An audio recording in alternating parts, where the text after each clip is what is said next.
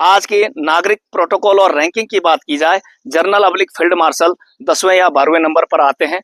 Accurate आप लोग comment करके बताना, यानी कि प्रजातंत्र के साथ साथ सेना और सैन्य हुकूमत को, सैन्य हुकूमत तो नहीं कहूंगा, यानी सेना के यानी सम्मान को धीरे धीरे क्या हमेशा से नीचे रखा नहीं गया, क्या डाउनग्रेड नहीं किया गया।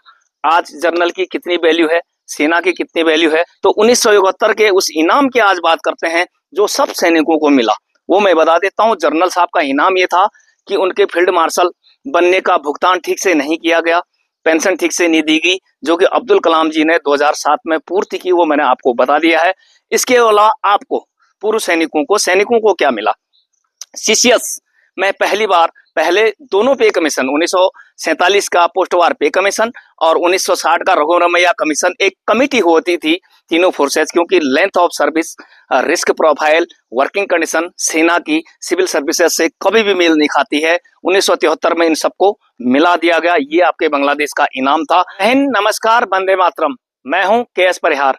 आज बात करते हैं सैनिकों के मान सम्मान, पद प्रतिष्ठा, अधिकार की और सैनिकों और पूर्व सैनिकों की सहायता के लिए दिए गए एमओडी द्वारा हेल्पलाइन नंबर, और साथ ही आज का दिवस उस महान सपूत, महायोद्धा, फील्ड मार्शल अब्लिक जनरल अब्लिक field marshal Sam Manekshaw ji के लिए, जिनको सैम बहादुर भी कह करके एक सीरियल आपने देखा होगा। तो उनका देहावसान आज ही के दिन तमिलनाडु के वेलिंगटन में सन 2008 में हुआ। एक उनके जीवन का एक शॉर्ट परिचय यहाँ पर।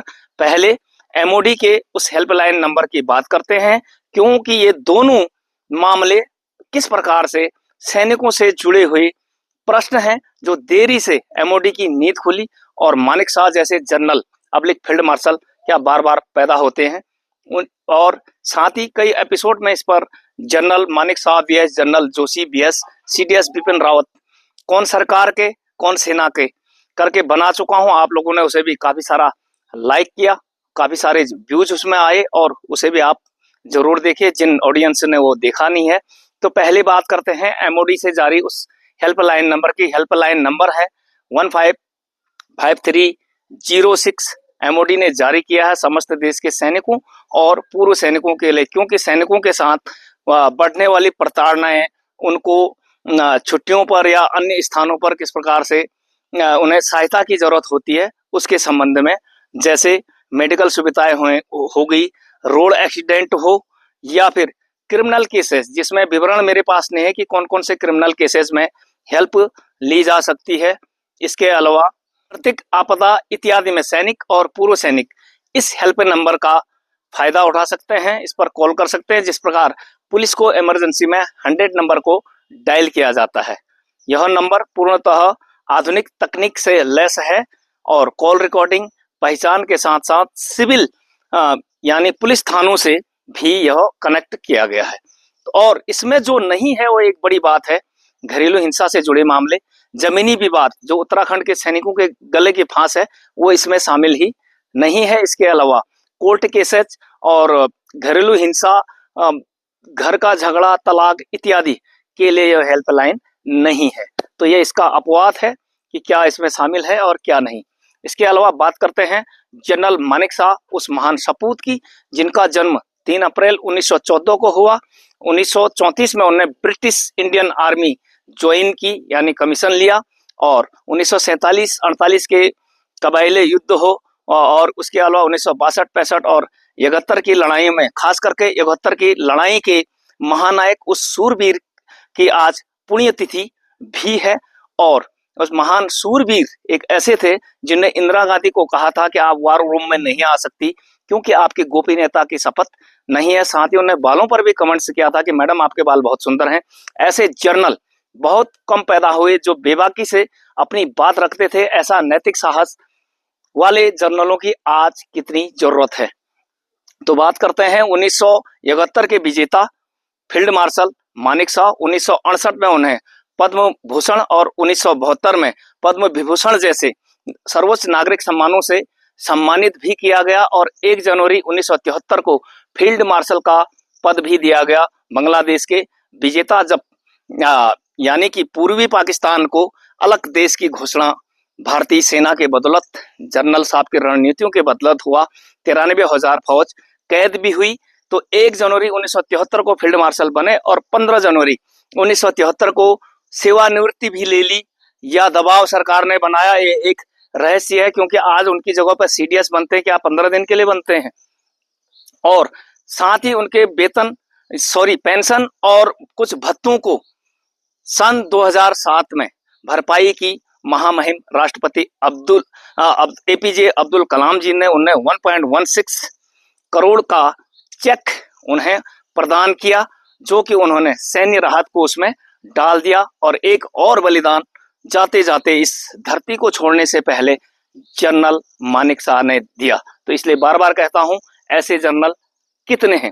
देखिए 1949 में जब भारत के पहले ब्रिटिश जनरल हुआ करते थे, करियप्पा साहब जब जनरल बने तब उनकी रैंकिंग तीसरे या चौथे नंबर पर थी। आज के नागरिक प्रोटोकॉल और रैंकिंग की बात की जाए, जनरल अब्लिक फील्ड मार्शल 10वें या 12वें नंबर पर आते हैं।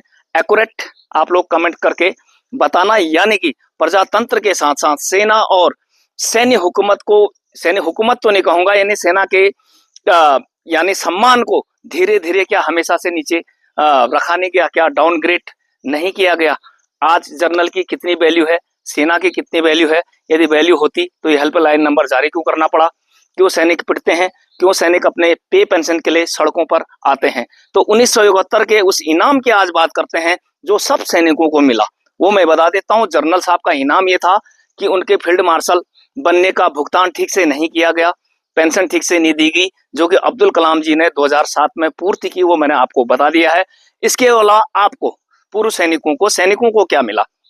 सीसीएस में पहले दोनों पे कमीशन, 1947 का पोस्ट वार पे कमीशन और 1960 का रघुरमैया कमीशन, एक कमिटी होती थी तीनों फोर्सेस, क्योंकि length of service, risk profile, working condition सेना की सिविल सर्विसेज से कभी भी मेल नहीं खाती है। 1973 में इन सबको मिला दिया गया। ये आपके बांग्लादेश का इनाम था। परिभाषित काउंटर पार्ट्स को एजुकेशन बेसिस और अन्य बेसिस पर किया गया, लेकिन शॉर्ट सर्विस और risk profile, dedication, leadership, working condition हालतों को परिभाषित ठीक से नहीं किया गया, जिसकी वजह से सैनिकों का अपना काउंटर पार्ट के साथ सही रैंकिंग न होने की वजह से आज सिपाही मात्र लेवल 3 पर है। इतना समझ लीजिए एग्जाम्पल के तौर पर। और यदि उन चीजों को देखा जाता, वहां पर एक ही प्रश्न आया कि लेंथ ऑफ सर्विस मेल नहीं खाती। जी हाँ, नहीं खाती थी। 56 से 60 साल के करीब नौकरी करने वाले और 15 से 17 साल नौकरी, अब 28 साल नौकरी करने वालों का, जेसीओ जवानों का बिल्कुल पैटर्न मेल नहीं खा रहा था। अधिकारियों का तो ठीक है, 57 से 60 साल थी, लेकिन इसी को हर 5 साल में रिवीजन की बात की थी कि शॉर्ट सर्विस जो जेसीओ जवानों का है, इसको 1 रैंक 1 पेंशन के तौर पर दिया जाएगा। 2014 से जो लॉलीपॉप के तौर पर दिया भी गया, विसंगत तरीके से दिया भी गया, लेकिन उसे भी उच्च वर्ग ने, अधिकारी वर्ग ने हैक कर दिया। ये सिर्फ कॉन्सेप्ट 1973 में आया था। बांग्लादेश की लड़ाई का आपको इनाम था और सिर्फ आपके लिए था।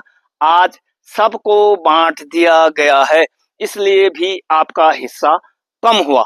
तो आज ऐसे जनरल मानेकशॉ जैसे जनरल, वैसी जोशी जैसे जनरलों की आज कितनी जरूरत है, पिछले एपिसोड से भी आप जरूर देखिएगा और अपने कमेंट बॉक्स में जरूर दीजिए। क्या ऐसे जनरल आज होते तो आने वाले 8th सीपीसी में आपको कितनी उम्मीदें होती, जरूर अपने सुझाव दीजिएगा।